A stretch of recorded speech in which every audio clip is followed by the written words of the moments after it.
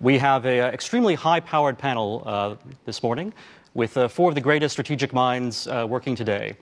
I'll very briefly introduce each one of them, and then we'll go straight into their remarks. I am, by the way, Daniel McCarthy from the Fund for American Studies. I'm also a longtime associate of the American Conservative magazine and its editor-at-large. First, we will have Michael C. Desch, who is director of the Notre Dame International Security Center. He's also the author of Privileged and Confidential, The Secret History of the President's Intelligence Advisory Board, among other books. At the very end of our panel, here we have Paul Kennedy.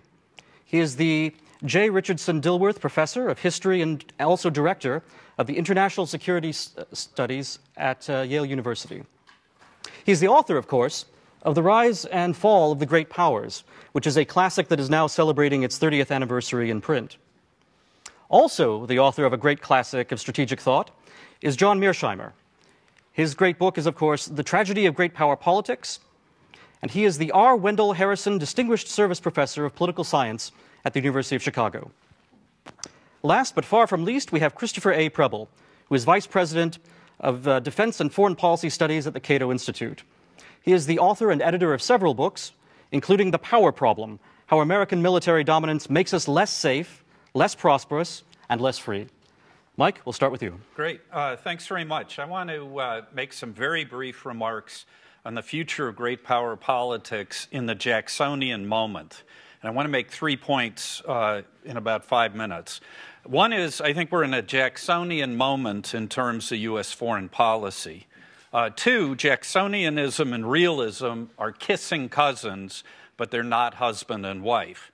And then three, I want to look at as an example of the difference between kissing cousins and husband and wife, the current place of the debate about Iran between Jacksonians and realists. So Walter Russell Mead wrote a very influential article in the National Interest, I think in 1997, called The Jacksonian Persuasion in U.S. Foreign Policy. And it was one of these articles that I think was way ahead of his time. I think he was wrong about who he thought was the key Jacksonian candidate at the time, John McCain, who's turned out to be very different. But he was right about a new mood afoot in terms of foreign policy among the American public. And basically, I think Jacksonianism has 6 key premises. First of all, it advocates a more assertively nationalist foreign policy. America First, of course, naturally flows from that. Secondly, it takes its center of gravity in a clearly populist stance. Let's get rid of Davos man and get real Americans back in the foreign policy process. Thirdly, it has sort of a negative or an exemplary view of American exceptionalism in stark contrast to the crusader view of American exceptionalism that's dominated U.S. foreign policy in recent years. Fourth, it has a pessimistic view of IR, maybe a Hobbesian view on steroids. Fifth, honor is as important as interest to the Jacksonians. And then finally, it has an all-or-nothing view of the use of military force. Basically, it's a civilian version of the famous Powell Doctrine. Now, second point I want to make is the Jacksonian moment is a double-edged sword for us realists. There's no doubt that there's a lot of overlap between Jacksonianism and realism, and I would say points 1, 3, 4, and 6, and we'll have a quiz about what those were at the end of my remarks. But the big differences come on points 2 and 5, and I want to try to illustrate this very briefly in terms of one of the big foreign policy issues going forward, which is U.S. policy towards the Islamic Republic of Iran. And I think most realists are troubled by America's demonization of Iran. To be sure, I think we're clear-eyed about the defects of the current Iranian regime, and they're by no means a model citizen. On the other hand, as with the previous panel on Russia, I mean, it's sort of gotten a little bit crazy. Our key allies in the Gulf and on the Arabian Peninsula are far less pluralist than the Islamic Republic, and on many important issues, including the big fight against ISIS, we're on the same side of the barricades. Now, I think part of the problem is that two elements of Jacksonianism are pushing the Trump administration against what would be a more realist and a more balanced policy dealing with Iran. And the problems here really focus on points 2 and 5. Realism is an elite intellectual movement based on a deep knowledge of history and based on a complex theory about how the world works. Jacksonians don't want to hear about that. Bubis Americanus doesn't do history and doesn't do theory, and that's a problem. Secondly, the fixation with honor leads Americans, and particularly the Trump administration, to let the perfect be the enemy of the good. And the Joint Comprehensive Plan of Action for the Iranian nuclear program is a good case in point. Nobody says that it's a perfect deal, but on the other hand, it's a pretty good deal, and the perfect deal is unattainable. So let me just conclude really quickly. This Jacksonian moment really is both a moment of opportunity, but also a moment of great peril for realism. To be sure, because realism and Jacksonianism are kissing cousins, we're getting a lot of what we want in the Jacksonian moment. But remember, kissing cousins aren't husband and wife anywhere outside of eastern Kentucky. And given that, it's not going to be a perfect marriage. Thank you.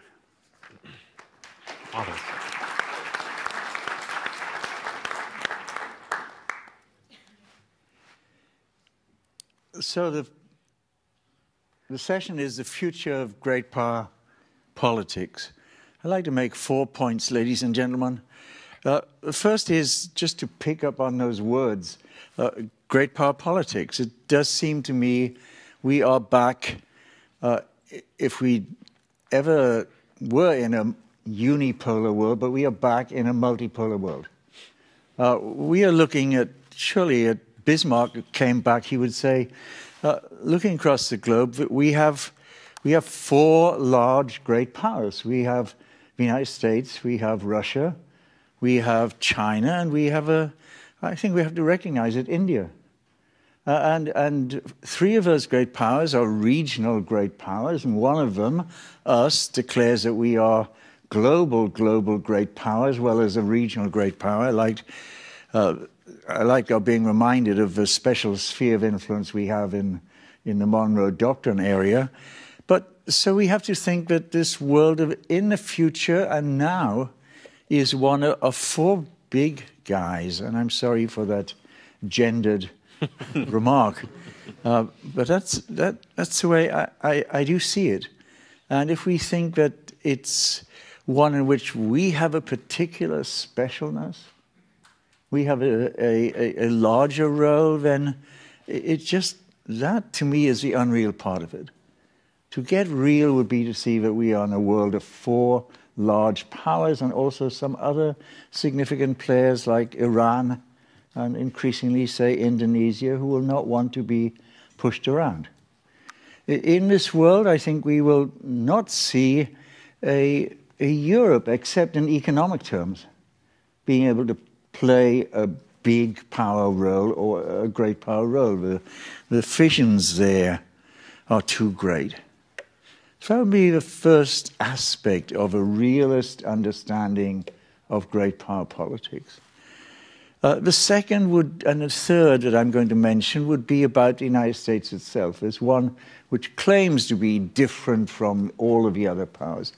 The second is this world power, this great power, is clearly, when you look at the military record, and when you listen to the military leaders of this country, is suffering from quite acute wear and tear. It's not just, as I think you now all know, it's not just the wear and tear of our machinery and our menfolk and womenfolk in all of these places across the globe. It's the wear and tear of our aircraft. It's the wear and tear of our communication systems. It's the thinness of our logistical base. It's the thinness of our supply base. It's now clearly the wear and tear of the US Navy. I mean, it strikes me as really curious that the Navy is now at the lowest number of functioning warships that has been in the entire post-Second World War period, and yet those functioning warships are running out of effectiveness in a whole number of ways. We had a visit recently from Vice Admiral John Richardson, the CNO, to Yale, for other reasons, but we had a chance to talk with him, and it was just as the second, or was it the fourth, U.S. warship in the Pacific had encountered its collision, had encountered its breakdown, and well, the man looked really, really worried. He is running a Navy which is full of, he doesn't quite know where the next case will happen. And this is supposed to be in a period of peacetime when you could sort of reinvest in your Navy. It is not extreme stress, and yet it is stressed out. So this number one lead power is suffering. The third point I want to make, and I feel when I make this, maybe I'm banging my head against a wall 30 years after the rise and fall of the great powers came out.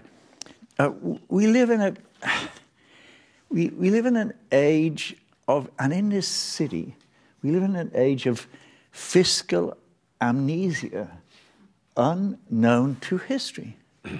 Ladies and gentlemen, there is no other system in the world which could have, the Bourbon kings would have loved the idea that they could just float deficit spending year after year after year after year, and somebody else inside the country, but chiefly outside the country, picks up the bill.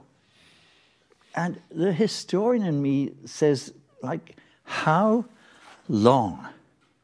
For heaven's sake, how long is that going to last? I sometimes think that the fiscal condition of this country is a bit like that Disney cartoon, the Roadrunner, who goes right over the edge of a cliff and keeps going and going and going and going, and everybody thinks, well, wow, that's really impressive.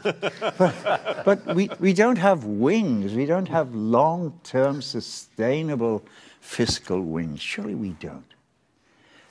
There are other things one could say about the future of our planet. I do think that conservatives and realists ought to agree with Obama that perhaps the single biggest long-term threat to us could be in the environmental arena. I don't see there's any reason whatsoever not to concur in that as a different type of threat, but of the world of the great power realists, a world of four big powers, a world in which this country is suffering from wear and tear, and a world in which this country has fiscal amnesia, is a future of great power politics which is not a very happy one as far as I'm concerned. Thank you.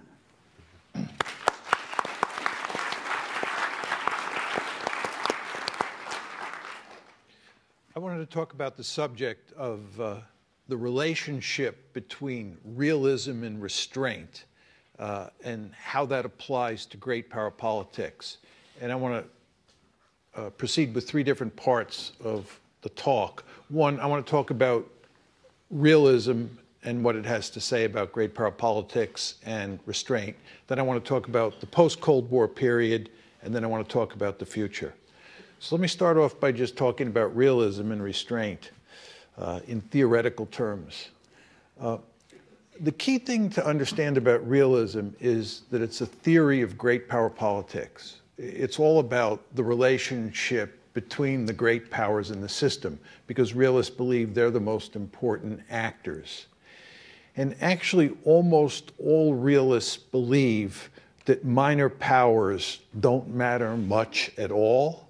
And from a realist point of view, the idea of fighting in what's sometimes called the developing world or the third world, or in areas outside of Europe, East Asia, and the Persian Gulf make no sense at all. It's no accident that virtually every realist except Henry Kissinger opposed the Vietnam War. Hans Morgenthau and Walter Lippmann were two of the biggest thorns in the side of LBJ. Ken Waltz was an adamant opponent of the war. Virtually all the realists opposed the Iraq War in 2003.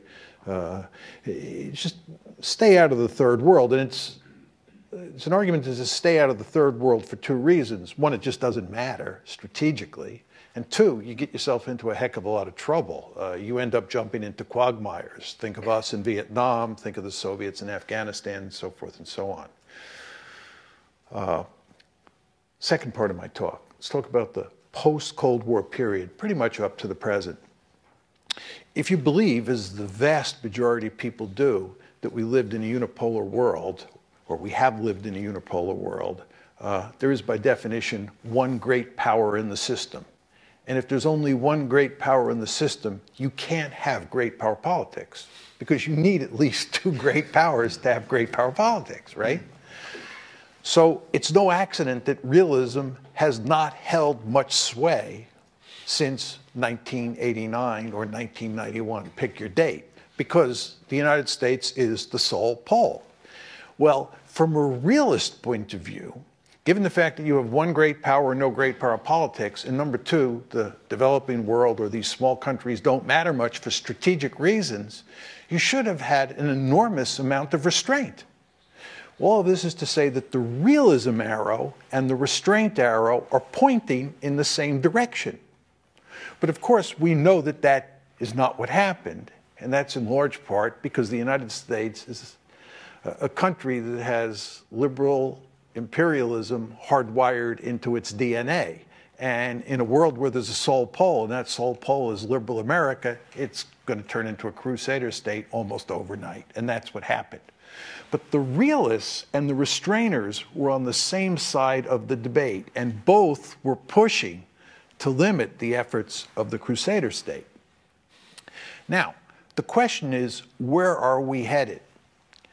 And let's start by just assuming that China continues to rise, that the Russians are back from the dead, and we can even throw in Paul's example of the Indians if you want to make it four great powers.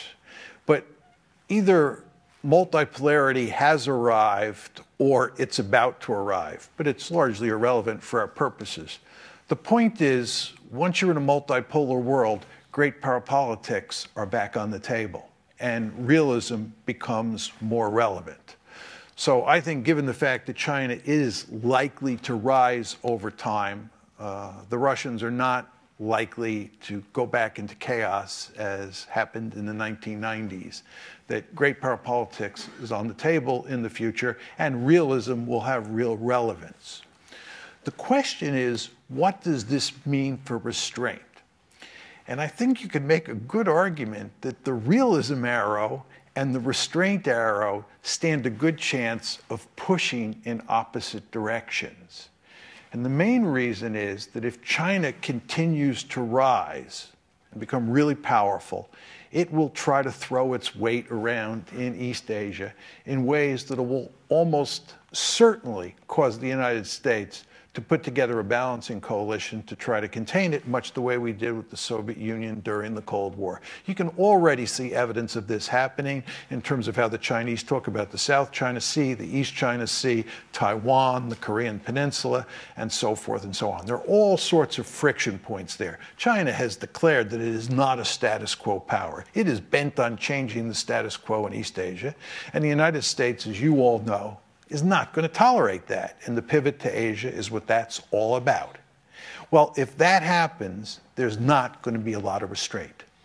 So bringing realism back into play with the transition from unipolarity to multipolarity begins to create a situation where there's a real tension between restraint on one hand and realism on the other hand, which again was not the case during the past years since 1989, in large part because we were in a unipolar world. Now let me conclude with one final caveat, and that is that China may not continue to rise. And if China does not continue to rise, when you couple that fact with the fact that Russia is a declining great power, Russia's future is not a bright one. Right, for largely demographic reasons, but also for economic reasons. You could imagine a situation where in the year 2050, the United States is more powerful relative to the other main actors in the system than it is today, or was even in the year 2000. In other words, we're back in a unipolar world, and the realist arrow and the restraint arrow are once again pushing in the same direction. And the question you have to ask yourself is, if we sort of re-enter that world, would we be better able at constraining, defeating, however you want to put it, the Crusaders here in the United States than we were the first time round? And I think the most important reason for being optimistic is basically a learning argument, that we've now run the experiment one time. It was a colossal failure. And number two, all sorts of groups are now beginning to organize, witness this operation today, to make sure that that doesn't happen again. But again, my final point is it may all be irrelevant if China continues to rise, because great power politics will be back on the table in a really intense way, and it'll be much harder to pursue a policy of restraint. Thank you.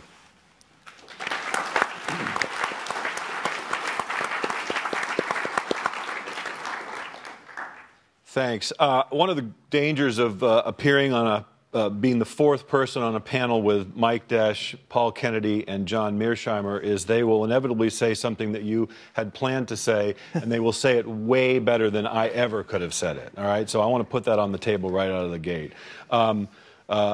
In the context of the future of great power politics, I've framed my 4 brief points as being a great power isn't all that great, and it isn't what it used to be. And I have 4 ways to sort of make that argument. First of all, there are more challengers and less acquiescence on the part of lesser powers, middle tier and even small powers.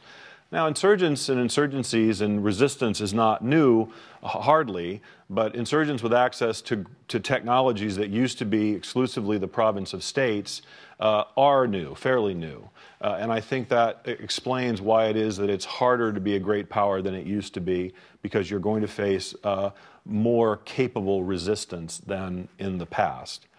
On a related point, the second point is that we're moving into a period of defense dominance, but the danger is that our doctrine may not be catching up to that reality. So you have the ability of, again, fairly small states and small actors being able to deploy quite capable technologies that can, and quite cheaply, that can put at risk very, very exquisite technologies, the most sort of iconic being, you know, the 100,000-ton aircraft carrier, things like that. So in that sense, we continue to invest heavily in very, very exquisite technologies that we believe have sort of full spectrum dominance and things like that. But we are entering a world, whether we wish to admit it or not, where others are able to resist. The good news could be that in the same way that that technology makes it difficult for the United States to operate far afield, it would also make it easier for some of the lesser powers that are our allies to defend themselves. To John's point about China's rise, China will bump up against other countries who could take advantage of these new technologies to resist more effectively than they have so far. But the point that we're dealing with right now is that the military that we have, which is just the finest in the world, the most powerful military in the world, struggles to win wars decisively. And as John said, the quagmires that we have seen and the disasters that they have wrought. That leads to my third point. We have in this country, because of these military operations that have not ended in clear victory, we have this profound crisis of confidence here in this country that the greatest country in the world, the greatest of the great powers, certainly for some time, maybe of all time, I'll defer to Paul in terms of whether or not that's true, that we cannot manifest. Who else would I defer to?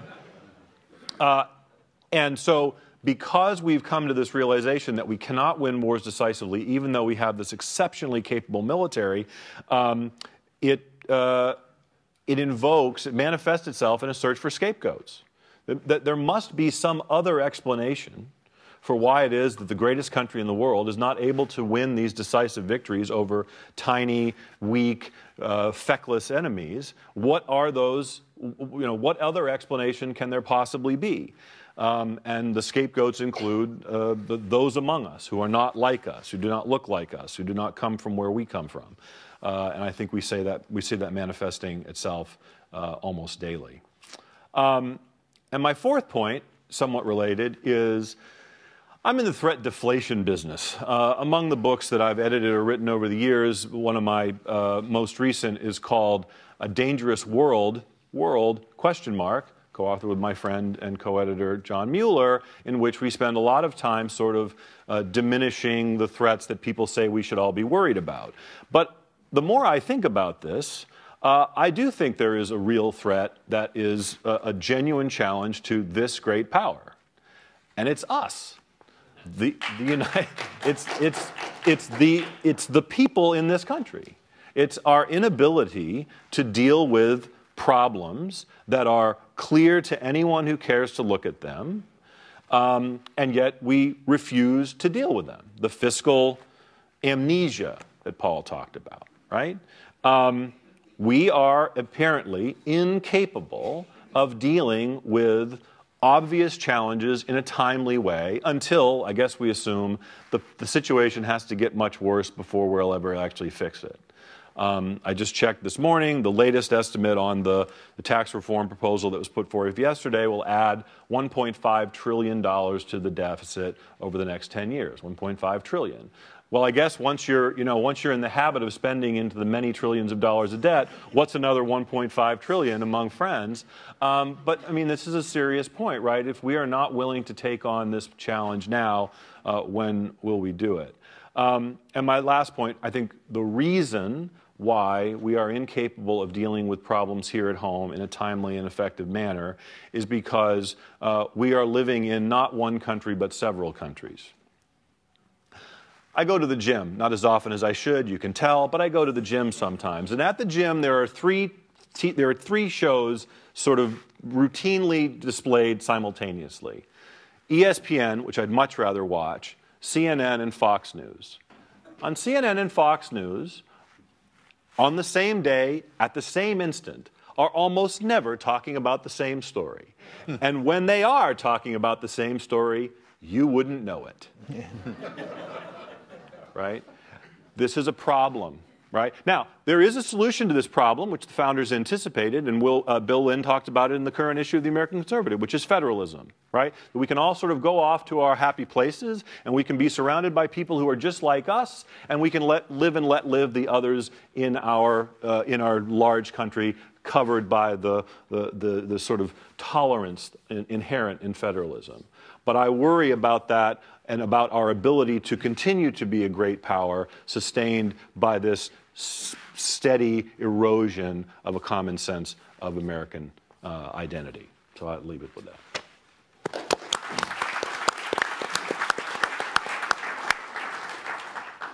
Well, thank you. We have about 20 minutes for questions. We have a microphone here at the center of the stage.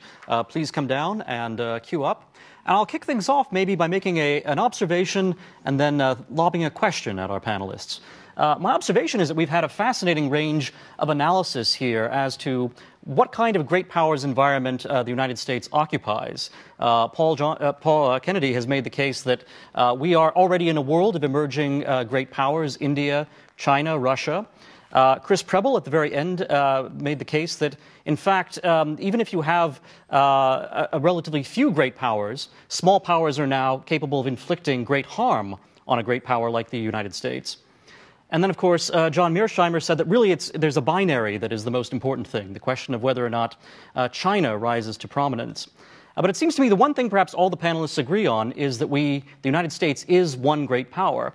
Does the U.S. have the wherewithal? Does it have the constitutional and perhaps psychological strength to continue to be a great power in the world, or must it change? I think Mike Desch's remarks really pointed to this tension in our character, that we have this Jacksonian impulse, and yet, as Paul Kennedy has pointed out, our ability to actually field a Navy the size adequate to the tasks we want to assign to it seems to be rather lacking. So I thought I'd very quickly ask the panel, does the U.S. have the wherewithal to be kind of the paramount great power of the world?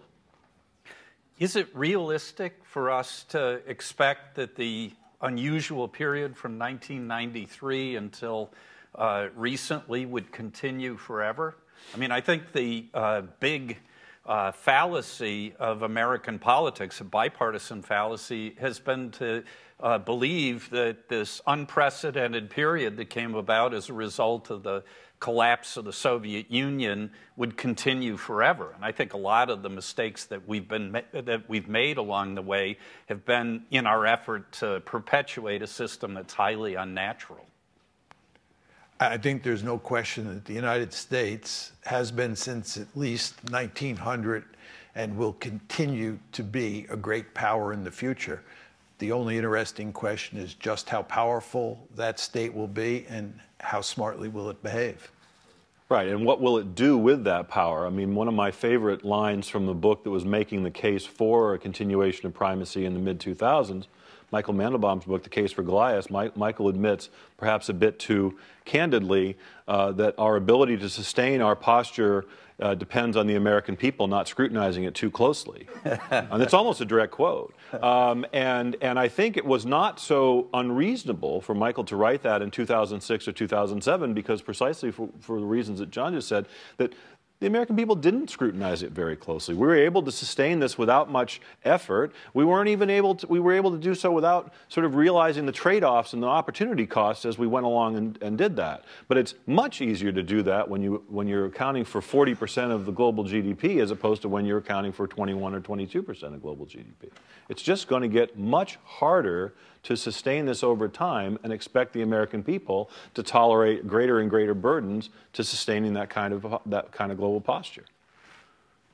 I always like the phrase, ladies and gentlemen, the unipolar moment. It reminded me of Elizabeth Monroe's classic work, which was called The British Moment in the Middle East. And of course, she put dates around that from 1917 to 1956, Suez, but nonetheless, there was something interesting in using the term historically and in international relations terms, the something moment. So the question, and I think it's been answered here by the other three already, is how do you know, or when do you know that the moment is over? And I think what you're getting from us is it is over, and the realism comes in recognizing that, and not panicking about it, but trying to do a successful management of the post-unipolar moment. Marvelous. Well, we'll go to the first question. Right. My name is Jamal Khashoggi. I'm from Saudi Arabia.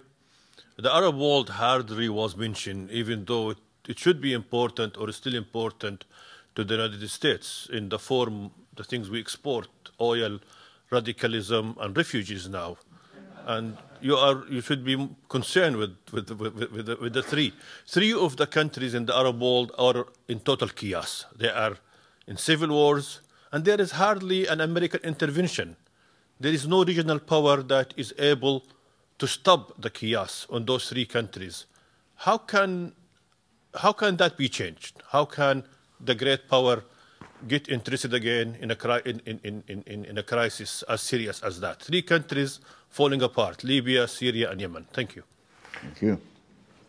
I think you have this all wrong. We helped create that chaos. All right. You're asking us to go stop it? What? This is crazy. This is crazy. Who tore Iraq apart? We've played a key role, hardly reported in the mainstream media, in wrecking Syria, Libya, Yemen. We're involved with the Saudis in Yemen.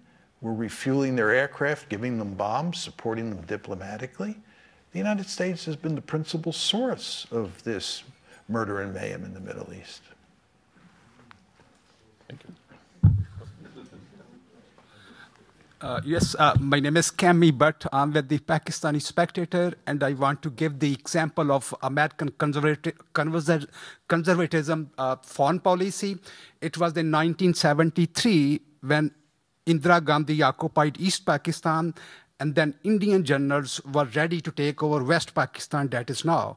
But it was Nixon who established the example of American conservatism by warning Indira Gandhi that don't take over West Pakistan.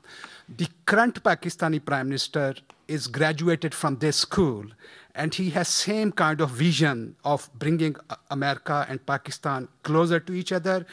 Do you think that President Trump could meet his expectation? Thanks.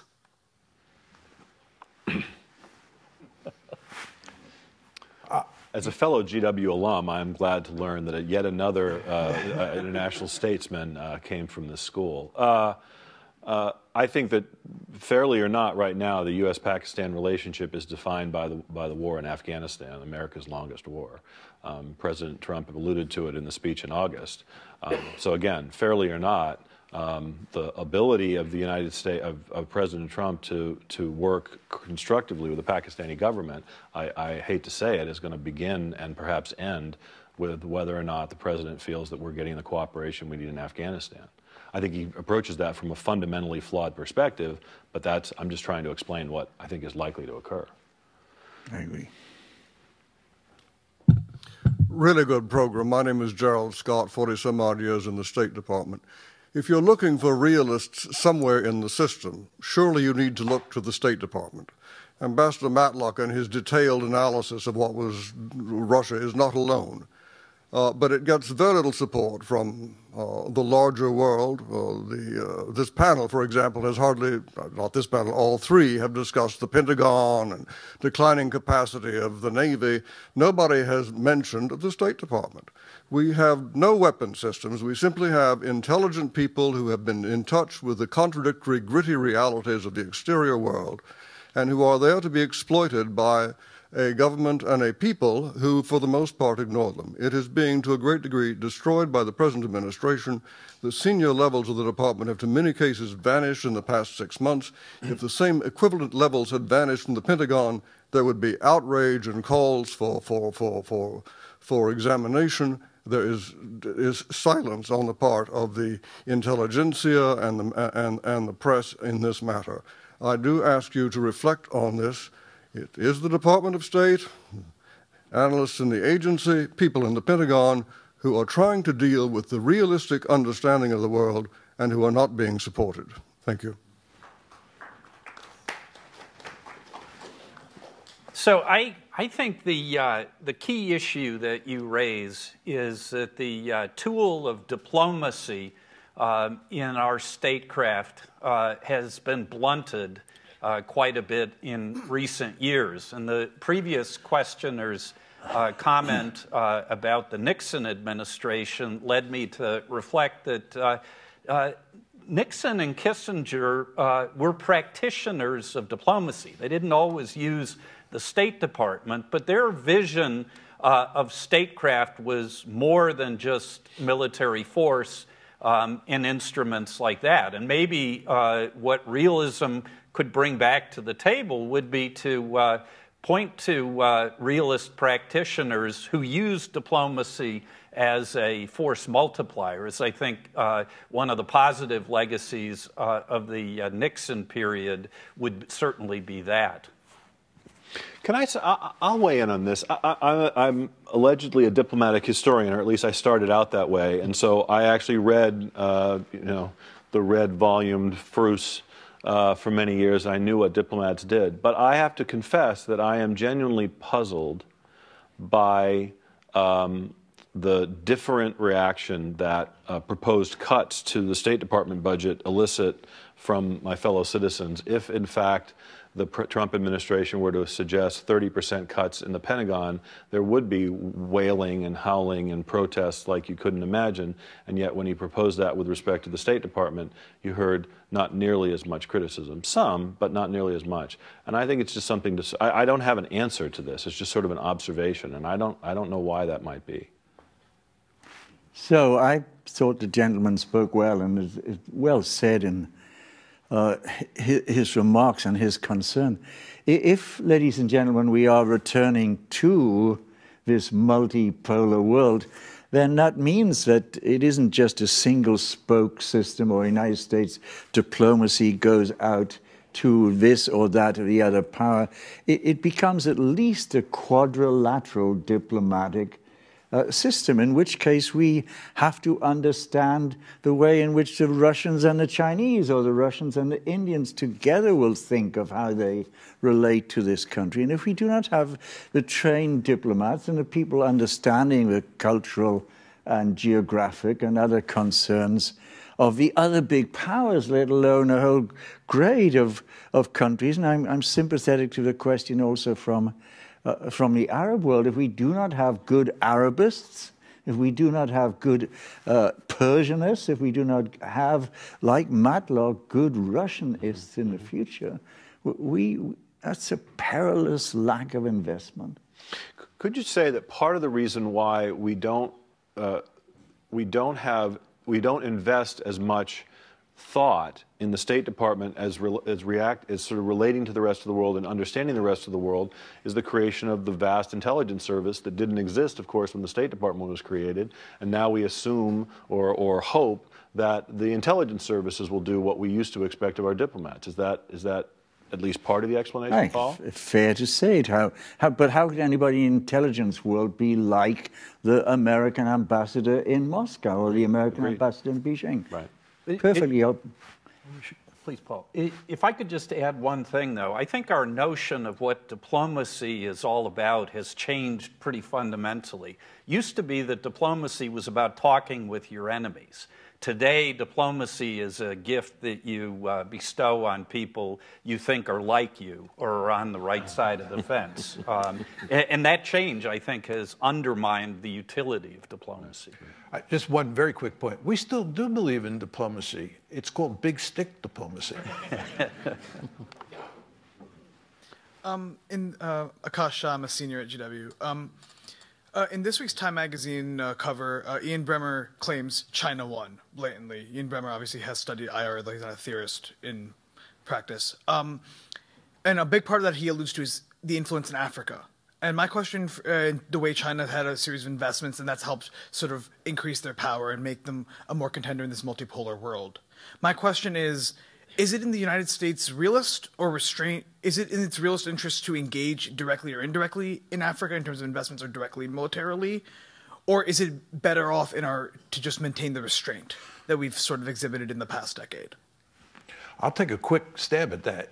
It's not in our interest to compete strategically with the Chinese in Africa, just like it wasn't in our interest to compete with the Soviets in Africa during the Cold War, because Africa is not of strategic significance to the United States. There are three areas of the world that matter to the United States: East Asia, Europe, and the Persian Gulf. And those are the three areas where we should worry about the Chinese. We don't have to worry about them in Europe, I don't think, at all. The two places we're worried about, if we're going to worry about the Chinese, are East Asia and in the Gulf, and not in Africa. And it would be the height of foolishness to get deeply involved competing with the Chinese in Africa. But the question, can I come in on it? Yes, please do. It seems to me, sir, your question is a really, really good one, because it's if you like, it's the litmus question test to this issue of realism versus restraint. If like John Mearsheimer, you have that hard-nosed realism that Africa is not anywhere close to the significance of the maintenance of our position in Europe, the maintenance of our position in Japan, East Asia, then you would have to agree that why not just stay back for a long time, as Bismarck did, and say, let the other powers do what they will in Africa, and they probably find it is to their disadvantage. Exactly. They're going to get in trouble. Right? When the Soviets went into Afghanistan in 1979, virtually everybody in the national security community was aghast. They thought this was the end of the world. My view was this is the best thing that could happen in the United States. You want to go into Afghanistan? Be my guest. You want to go into Vietnam? Be my guest. Stay out of those places. It ends up with no good. Kerr Mills with the National Interest magazine. My question is for Dr. Mearsheimer. It was, and apologies, it was kind of a throwaway line at the end of your prepared remarks, but do you think it is actually in play that China will be not that powerful in 2050 and that the United States is going to be more powerful than it is today? I haven't heard that said by anyone of your comparable stature. Yeah. I've probably given my talk 150 times that China cannot rise peacefully, probably about 50 times in China itself. And one of the three arguments that's used against me, the most often used argument is the economic interdependence argument. There will be no problem because of economic interdependence. The second most important argument is that China's not going to rise and the problem is moot. And you'd be amazed at how often you hear Chinese people talk about demographic problems, institutional problems, legitimacy problems, and so forth and so on. My view is I don't know what the answer is to your question, but I think the best piece you could read is an article in International Security by someone named Michael Beckley, and he has a forthcoming book coming out from Cornell University Press that makes the argument that all these people who talk about China's rise and the idea that China's burying the United States are simply wrong. And China has all sorts of problems. And when you look really carefully at the indicators, we're in quite good shape over the long term. Again, I don't have an opinion on that. I've never studied it carefully. But you ought to look at the Beckley piece because he has a sophisticated rebuttal to the conventional wisdom. Thank you. Hello, my name is Jake Brook. I'm a senior here at GW, and my question is also for you, Dr. Mearsheimer. So with regards to the U.S.-China rivalry and with the recent closure of the 19th Party Congress, what particular role do you view for ideology in the U.S.-China rivalry, or what dimension do you believe that will play in coming years? Well, as you know, during the Cold War, ideology really mattered because it was communism versus liberal democracy and capitalism. I think geopolitics was the bedrock, but nevertheless, ideology mattered a lot. I don't think communism versus the West is going to matter for much in the U.S.-China relationship. So I think that ideological dimension is pretty much off the table. Where ideology matters is inside China itself, and that is that the Communist Party there has a legitimacy problem. And the way they've been dealing with that legitimacy problem is by playing the nationalism card, in which the center of their nationalism story is the century of national humiliation. And the century of national humiliation is all about what happened to China roughly between 1850 and 1950. And the two bad guys in the story are the Japanese and the Americans, who humiliated the Chinese at every turn. So we have a real possibility here that if the United States and China get into an intense security competition, that nationalism turns into hyper-nationalism and puts all sorts of pressures on Chinese leaders in a crisis to do something rash against the United States. So I think nationalism is the key variable, not communism. All right, thank you, sir. Okay, we are almost at time, but we have two more questions, and we will take them. Please just keep the questions brief, and then we'll get responses.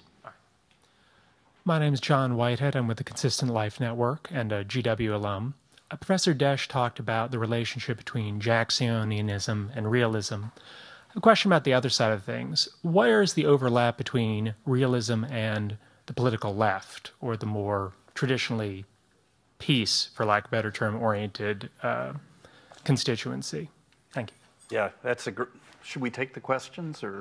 Go ahead and respond, and we'll take the last question at the end. So. Yeah, I think in some respects the left and realism can also be kissing cousins in terms of concrete political issues. For example, the Iraq War, right. The realists and people associated with the left were on the same sides of the barricade. Right. But I think, again, there are real limits to that because it was very different rationales that brought these two camps to those positions. And sometimes those rationales in other cases lead to very different outcomes. And sometimes the rationales themselves are so odious to each other that it makes them very uncomfortable fellow travelers. Right. Thank you. Hi, good morning, everyone. I'm from China. I'm a visiting scholar in America this year. I'm very happy to meet Professor Mearsheimer and Professor Paul Kennedy. Yeah, in China, your books very popular, now have been translated into Chinese. Yeah, sometimes we use in our class for our students to read. Yeah, when for our international students.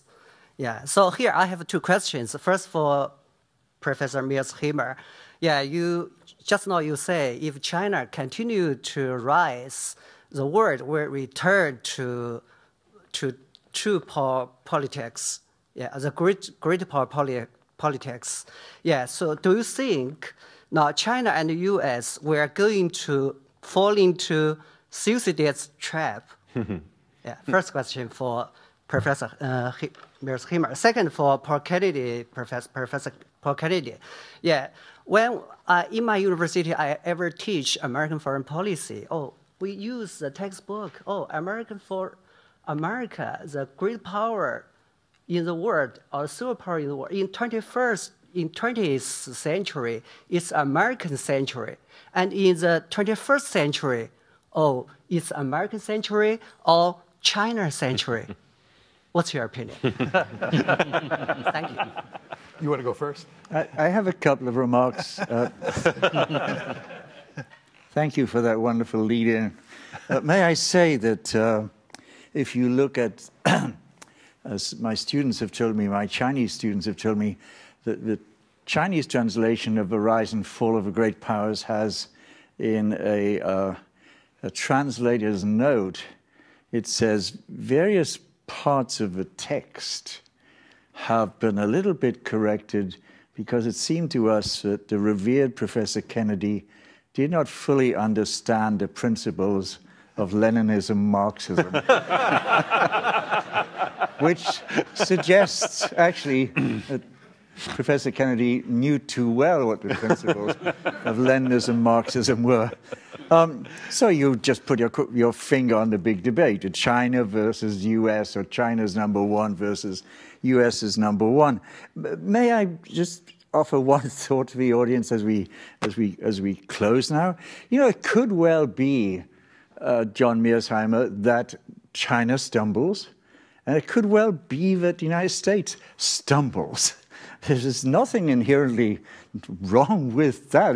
We could actually be going into a world of great power politics in which maybe, with the exception of India, think of that, Russia stumbles, China stumbles, the United States stumbles, God knows everybody else stumbles.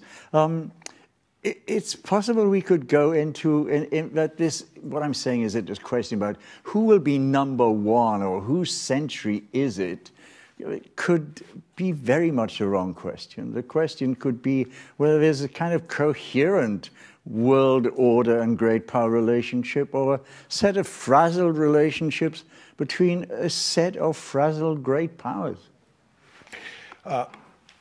I agree that the United States could stumble and China could stumble, and I tried to make that clear. My point is, if China continues to rise, what will the U.S.-China relationship look like?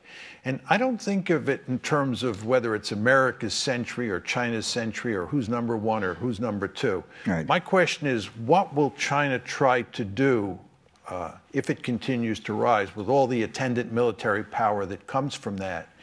And my argument is that states try to dominate their region of the world, much the way the United States dominates the Western Hemisphere. I think it's no surprise at all that China believes that the East China Sea is a Chinese lake, that they basically own it. I think they basically want to do the same thing in the East China Sea, and they want to take those islands back from the Japanese. This is just the way great powers behave. The Chinese are going to build a blue water navy. They're in the process of doing that, and they're going to project their power into the Persian Gulf. They're already playing kissy face with the Iranians. They're playing kissy face with the Turks. You could expect more of that as time goes by. Oftentimes when I go to China, I pose this question to people. I say, listen, starting in the early 1980s, you began to integrate yourself into this liberal international order that the United States created. And as a consequence, you've done incredibly well. You've gotten really rich. There's no military threat from the United States.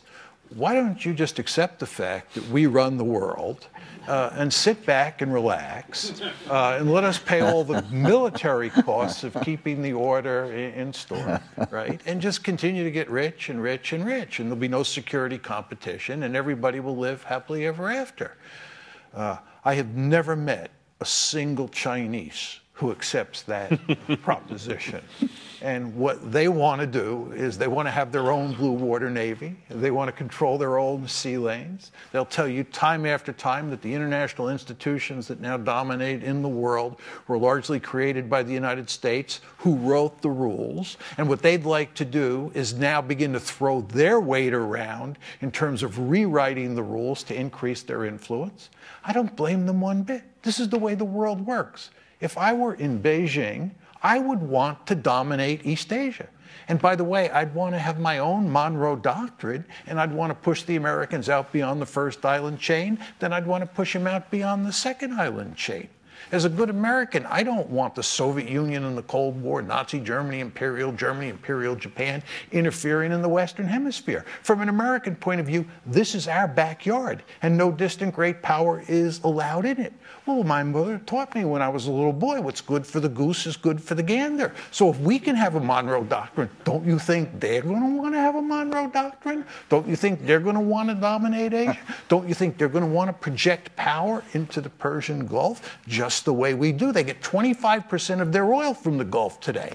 And if you look at projections into the future, they're going to get more of their oil from the Gulf. So of course they're going to want to wield influence there. This has nothing to do with communism or Marxism or anything like that. This is basic realpolitik.